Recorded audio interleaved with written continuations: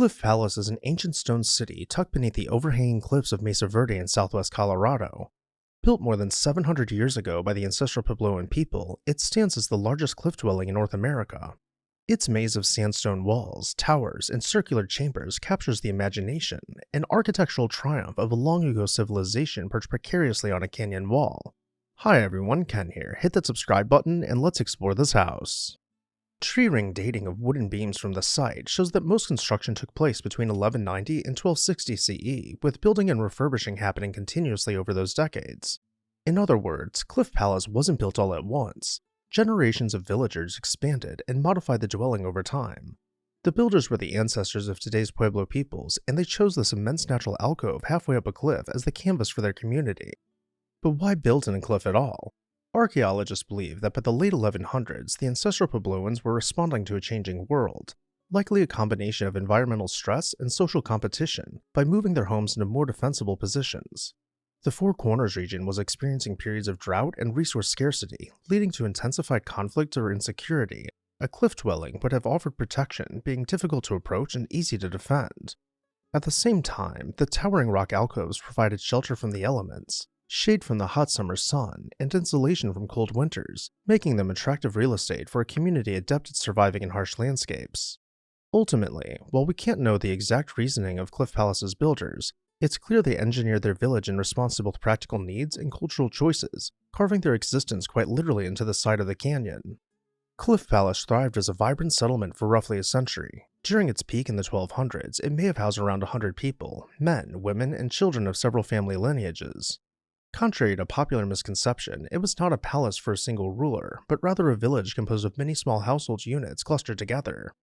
Each family or clan likely occupied a suite of rooms adjacent to a kiva.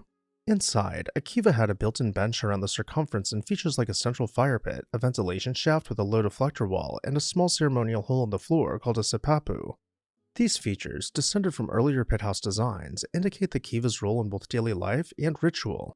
It was a place to gather for warmth, storytelling, and ceremonies that bound the community together. Life in Cliff Palace would have combined domestic routine with communal tradition. Each day, inhabitants likely climbed up and down hand-tuned tow trails or ladders from the mesa top, tending crops of corn, beans, and squash on the plateau above, and carrying water from nearby springs. They lived in multi-room family compounds within the alcove, with storage silos for grain and cozy firelit living quarters.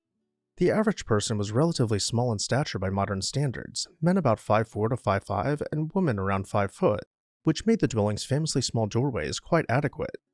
Many Cliff Palace doorways are only knee-high or shoulder-high openings. While this might perplex today's visitors, it fit the stature of the builders and perhaps helped conserve heat in the winter. In all, Cliff Palace in its heyday was a tightly knit settlement where architecture and lifestyle were intertwined, each stone and timber serving the needs of a society both practical and spiritual. By the end of the 13th century, Cliff Palace's story took a mysterious turn. Sometime around 1280 to 1300, the Ancestral Puebloans of Mesa Verde abandoned their cliff dwellings and migrated away from the region entirely. Cliff Palace, like dozens of other nearby sites, was left silent, its rooms emptied of life, its fires cold. The reasons for this great migration are still debated, but evidence points to a perfect storm of challenges that made the area untenable. A series of severe droughts between 1276 and 1299 devastated food production in these agriculturally dependent communities.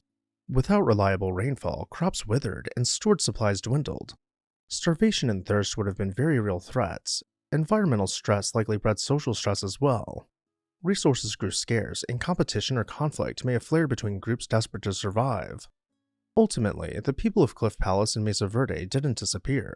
They moved, migrating southward and eastward to regions with more dependable water sources. They became part of the ancestral communities of the Hopi, Zuni, and other Pueblo tribes of New Mexico and Arizona, carrying their traditions and memories with them. By about 1300, Mesa Verde's Grand Cliff cities stood empty, slowly succumbing to the forces of nature.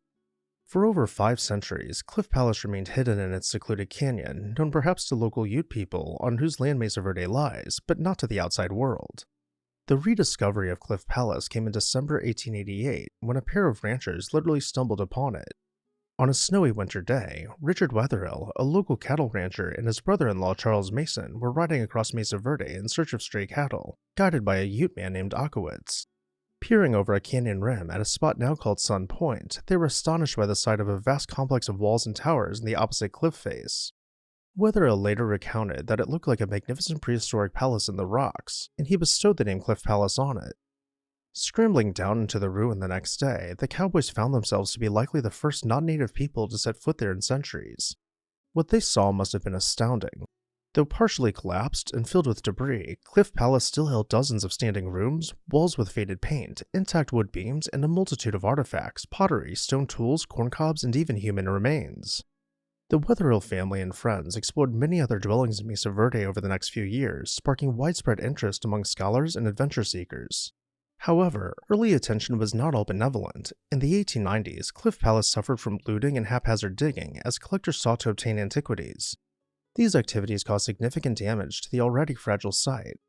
Fortunately, the importance of preserving Mesa Verde's ruins was soon recognized. Influential figures such as Swedish scholar Baron Gustav Nordenskjöld, who concluded the first scientific excavation at Cliff Palace in 1891, and local advocates like Virginia McClurg helped publicize the needs to save these treasures from destruction.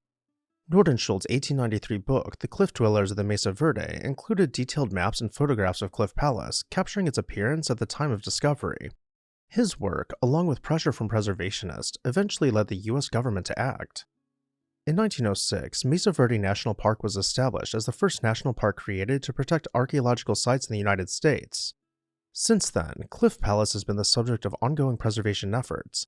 Early park archaeologists stabilized crumbling walls and reconstructed a few elements, notably raising the prominent tower back to its estimated original height, while modern conservators continually monitor and repair the structures to prevent further erosion. Thanks to these efforts, visitors today can marvel at Cliff Palace much as Richard Wetherill did in 1888, with awe and respect for a long-lost community etched into stone. And with that, I'll turn it over to you. Let me know your thoughts on the Cliff Palace down below in the comments section. If you would like to support our ongoing research efforts, join the membership program today and become a This House supporter. As always, thank you all for watching, and I'll see you next time on This House.